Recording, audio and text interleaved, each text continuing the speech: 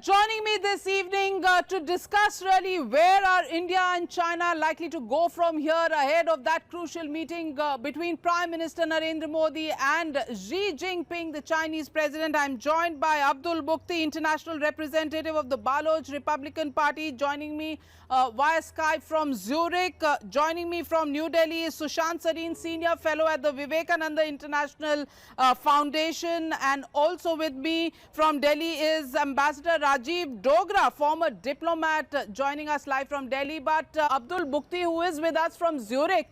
Abdul Bukti, the question is the Baloch issue.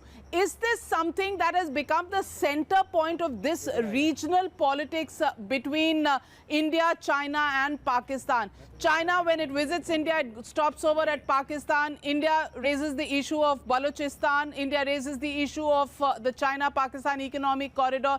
Is all of this becoming posturing between these three powers, and therefore is the tension in this region likely to be growing rather than decreasing due to the strategic relations between these three powers?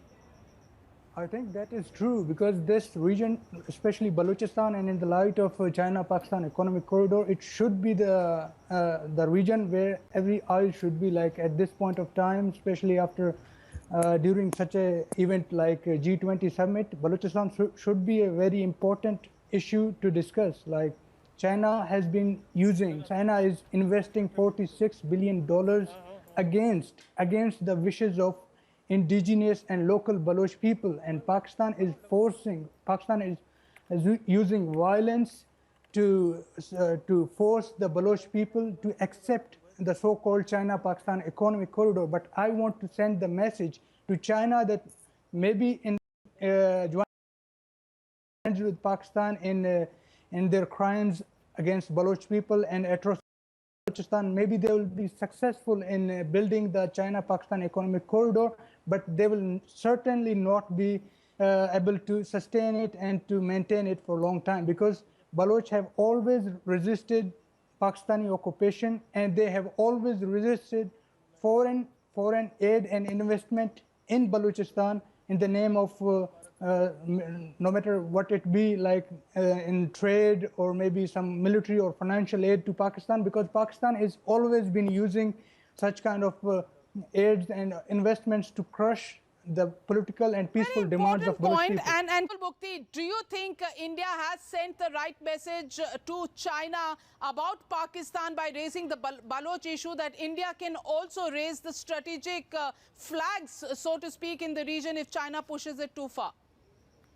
Of course, we think that is a very good decision by India to raise the Baloch issue at a very important forum like G20. I think it should not be some regional politics. It should be the responsibility of India to raise the Baloch question, because Pakistan has always been doing this. Pakistan is like you said, that Pakistan is playing a role of spoiler against everybody in the region, like against any country. Even from Americans, they get support and they use terrorist activities to continue that war, so that keep getting on funds. Especially with also like this with India, they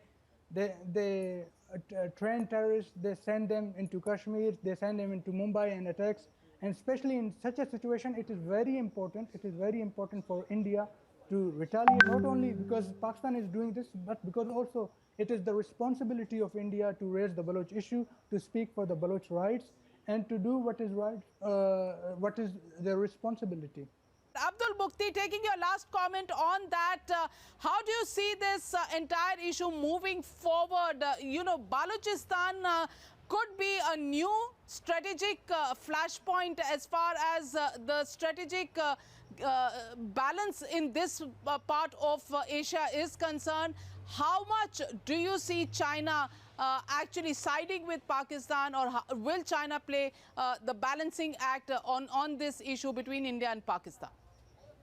I think China has already sided with Pakistan, because investing $46 billion against the wishes of Baloch people, who are the local people, and against their consent. And that too, China very well knows that this money is not going to be to be used for the development of those people. They are going to be used to crush them. So it means that China has already sided with Pakistan. So it is the time that the countries like India and those who have a similar interest like the Baloch, they should join hands and they should take the side of the Baloch and raise their issues. Because as far as your question with China is concerned, China has already become a crime partner of the Pakistani forces and Pakistani army. Like yesterday, Prime Minister of Pakistan, Mr. Nawaz Sharif was there, and he once again pushed the question. He thanked the Southern Command, like former Southern Command of the army, that he was very happy with his effort. What can an army officer do there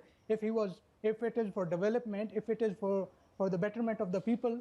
How can that be a responsibility of army officer? Of course, he was only praising his efforts because he was using force. He was using force to crush the peaceful and political demands. That's right. Against the wishes of Baloch people. This China-Pakistan economic corridor. Once again, I want to emphasize on this fact, this thing, that China should not consider that they can build and sustain China-Pakistan economic corridor only because of use of force and only because Pakistan army is much stronger than the Baloch. That's right. Can China actually pull back on the China-Pakistan economic corridor? Can China actually avoid India taking a stronger and a much more prominent position on South China Sea issues?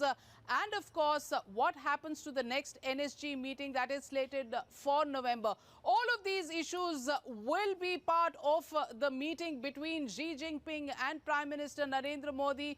Just how both countries will balance their strategic interests versus economic and strategic cooperation in the region is the big challenge for both these countries. I thank my guests, Maruf Raza, Rajiv Dogra, also Sushant Sareen and Abdul Bukti. I thank you all very much. At this point in time, I'll sign off from Hangzhou. We'll take a short break. Tanvi coming up with news and updates after this very short break.